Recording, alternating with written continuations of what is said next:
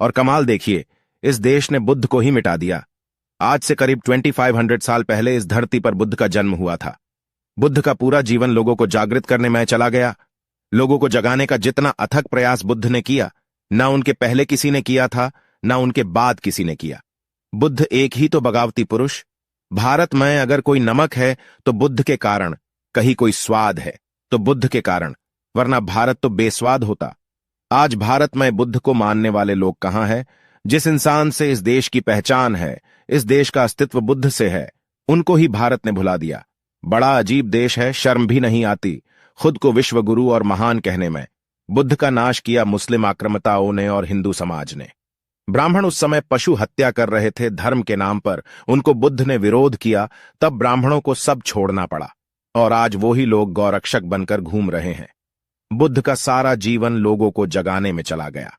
बुद्ध ने भगवान को नकारा, मूर्ति पूजा का विरोध किया और आज इनको ही लोगों ने भगवान बना दिया। दुनिया में सबसे ज्यादा मूर्तियां बुद्ध की है, ये वाकई में हैरान करने वाला है। भारत में बुद्ध को मानने वाले ना के बराबर है, और जो है वो डॉक्टर अंबेडकर को मानने वाले हैं। उनको बुद्ध से कुछ लेना देना नहीं है।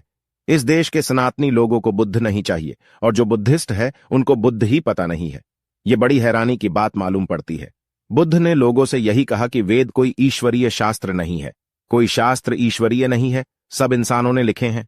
ये बात सुनकर पंडित नाराज हो गए और पूरा ब्राह्मण समुदाय ने बुद्ध के खिलाफ जिहाद छेड़ दिया। आज भी लोग कहते हैं कि वेद ईश्वर ने रचे हैं। पढ़े लिखे लोग भी यही मूर्खतापूर्ण बात कहते हैं, और यही लोग भारत को सुपर पावर बनाने की बात करते हैं। बड़ी हैरानी की बात मालूम होती है। बुद्ध ने यही कहा कि किसी पे भरोसा मत करना, अपने दिमाग से सच्चाई जानने का प्रयास करो, परखो तभी स्वीकार करो। बुद्ध ने कोई धर्म ग्रंथ नहीं लिखा। ये आज जो भी है वो बुद्ध के बाद लिखे गए हैं।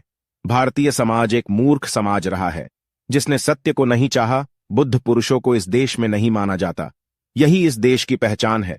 और फिर भी लोग खुद को विश्व गुरु, महान कहते हैं। महान कहने से देश महान नहीं होता। विश्व गुरु कहने से तुम विश्व गुरु नहीं हो जाओगे। पहले खुद अपनी संस्कृति जानो, खुद पर शर्म आ जाएगी। सबसे पुरानी सभ्यता हो तुम, तुम्हें सबसे ऊपर होना चाहिए था, पर नहीं, तुम्हें धर्म चाहिए था। सोचो तो किस किस ने तुम्हें गुलाम बनाया? जो आया उसने तुम्हें गुलाम बनाया। तुम गुलाम हुए तुम्हारी संस्कृति के कारण, और किसी कारण नहीं। क्या था तुम्हारे पास? बस धर्म नाम की बकवास है तुम्हारे पास, और फिर भी विश्व गुरु। भारत का दिमाग एक सिस्टम मेकर दिमाग रहा है, जिसने बुद्ध को भगवान बना दिया, या भगवान का अवतार। यही मूर्ख लोग बुद्ध को विष्णु का अवतार कहते हैं। न इन्होंने विष्णु को देखा है, न बुद्ध को जाना है।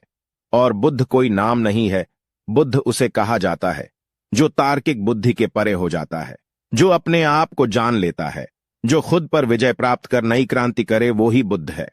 बुद्ध की पूजा मत करो, उनको जानो। बुद्ध ने यही कहा, मेरे जाने के बाद तुम मुझे ढूंढ ना सकोगे। मैं तुम्हें तभी मिलूंगा जब तुम खुद बुद्ध हो जाओगे।